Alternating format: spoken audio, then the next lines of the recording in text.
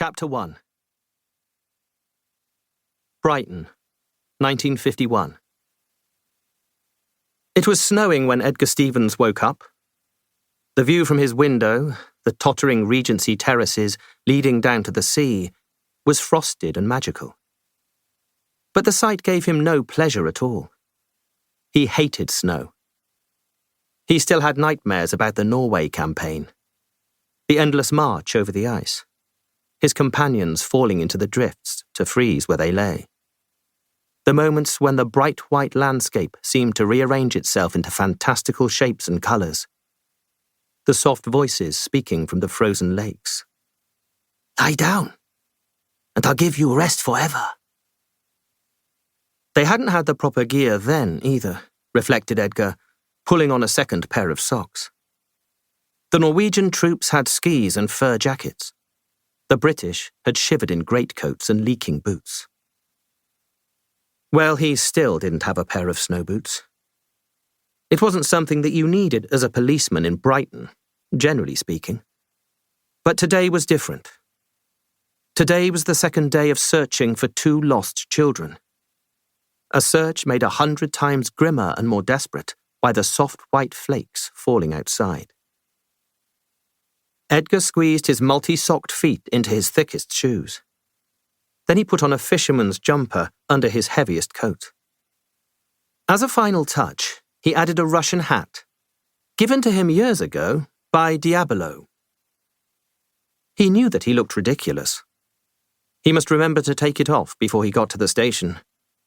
But the hat made a surprising amount of difference. As he slipped and staggered down Albion Hill, holding on to parked cars and garden fences, his head at least remained warm. The pavilion was a fairy tale wonder of snowy domes and minarets.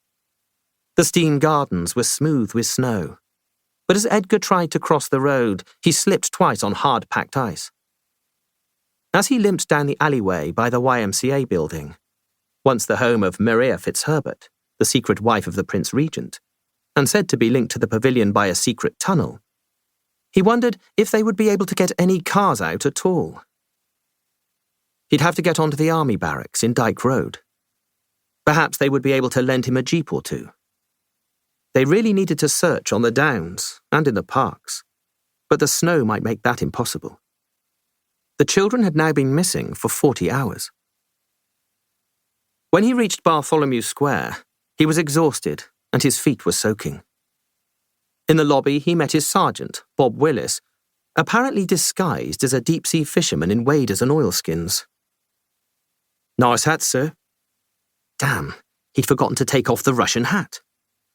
Edgar snatched it from his head, its wet fur feeling unpleasantly like a living animal. "Is anyone else in?" he asked. "1 or 2, said Bob, sitting down and starting to pull off his waders. "The super's snowed in Rottingdean. Let's hope he's the only one. We need every man we can get." "Charming."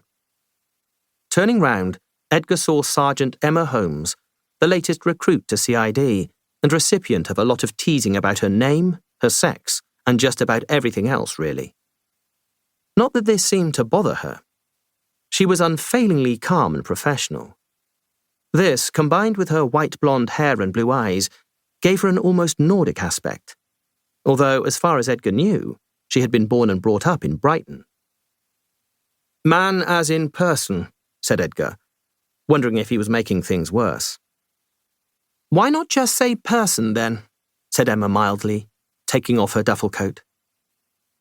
Edgar was about to answer when Bob's waders came off with a hideous squelching sound. "Let's get ready for the morning meeting," he said. At least he knew not to ask Emma to put the kettle on. Edgar addressed the team promptly at 9.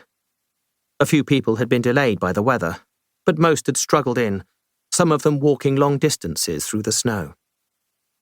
Edgar knew that this was indicative of the strength of feeling about this case. As he summarized the investigation so far, he was aware that every eye was on him. These people cared, not just because they were police officers, and it was their job to care. They cared because there were children involved.